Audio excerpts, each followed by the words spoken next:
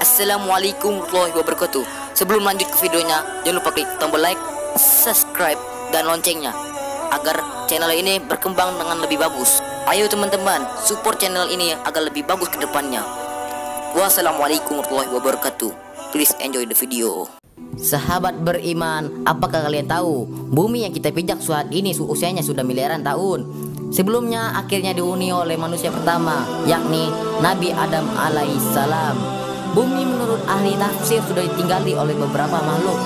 Tapi makhluk apakah itu? Mengenai penciptaan Adam, mayoritas ulama Islam percaya bahwa Adam dan Hawa telah diciptakan di surga yang kemudian dipaksa ke bumi setelah mereka memakan buah yang terlarang. Akhirnya keturunan mereka pun mengisi populasi bumi dan memulai sejarah kehidupan manusia.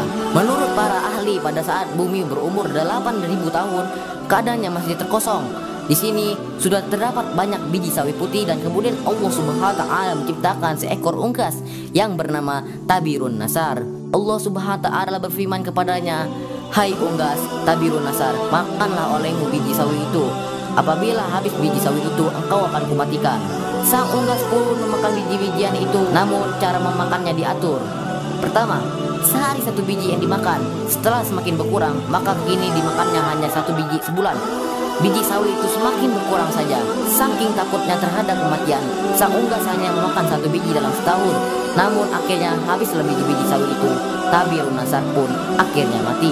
Sahabat beriman yang dimuliakan oleh Allah Subhanahu wa taala, setelah kematian tersebut Allah Subhanahu wa taala menciptakan makhluk lain sebagai penghuni bumi, yaitu 70 orang laki-laki.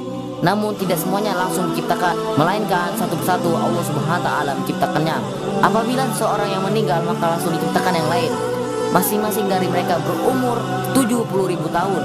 Konon setahun pada masa itu sama dengan 1000 tahun pada masa sekarang. Tatkala telah mati 70 laki itu, kemudian Allah ciptakan jin. Allah berfirman, dan dia menciptakan jin dari nyala api. Quran surah Al-Jin ayat 1. Sebagian dari jin-jin itu ada yang berkaki 4, berkaki 2, dan ada yang terbang. Kemudian Allah Subhanahu wa taala mengutus salah satu seorang dari antara mereka yang bernama Yusuf untuk memberi pengajaran ilmu dan syariat agama. Namun jin-jin itu banyak yang mendustakan ajaran-ajaran tersebut dan akhirnya Allah Subhanahu wa taala pun mematikan semuanya. Penghuni bumi berikutnya adalah suatu makhluk yang berpasangan, rupanya seperti binatang dan keluar dari dalam neraka. Binatang itu pun beranak dan anaknya dinamakan dengan Azazil. Azazil mulai melakukan peribadatan kepada Allah Subhanahu wa taala selama 1000 tahun. Setelah itu Allah Subhanahu wa taala mengangkatnya ke langit pertama selama 1000 tahun. Di sini pun ia tekun beribadah.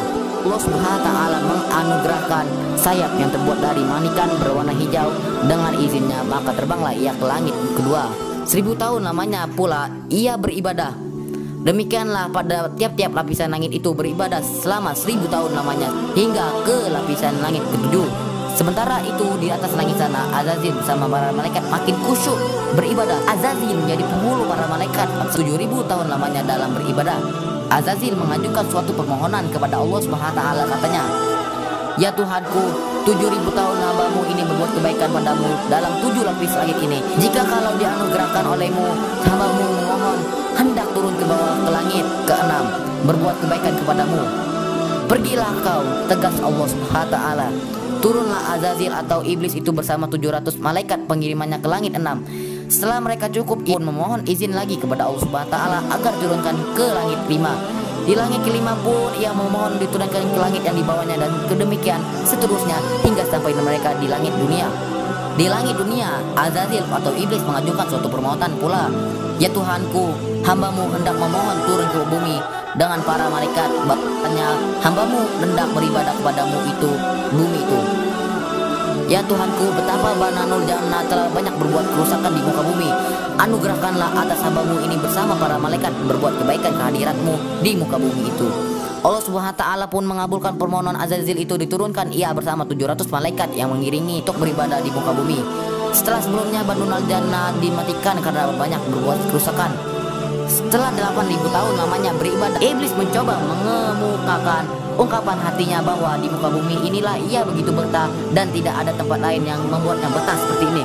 Akhirnya iblis memohon agar selamanya ia berada di muka bumi untuk berbakti kepada Allah Subhanahu wa taala. Sampai pada suatu waktu Allah Subhanahu wa taala berkehendak menurut suatu keterangan kepada Azazil, "Ingatlah ketika Tuhanmu berfirman kepada para malaikat, Sesungguhnya aku hendak menjadikan khalifah di muka bumi. Quran Surah Al-Baqarah ayat 30. Mendengar firman tersebut, iblis menjadi berduka karena perasaan dengkinya. Mereka para malaikat pun bertanya kepada Allah Subhanahu wa taala, siapa yang akan menjadi khalifah itu? Adam namanya, jawab Allah Subhanahu wa taala. Mereka berkata, mengapa engkau hendak menjadikan khalifah di bumi itu orang yang akan membuat kerusakan padanya dan menumpahkan darah? Padahal kami senantiasa bertasbih dengan memuji engkau dan mensucikan engkau. Allah Subhanahu wa taala pun berfirman, sesungguhnya aku mengetahui apa yang engkau tidak ketahui. Sahabat beriman, sampai di sini saja kita membahas konten pada hari ini.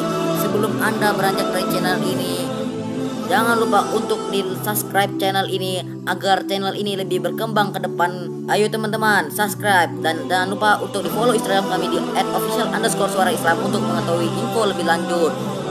Kami dari Suara Islam undur diri. Wassalamualaikum warahmatullahi wabarakatuh.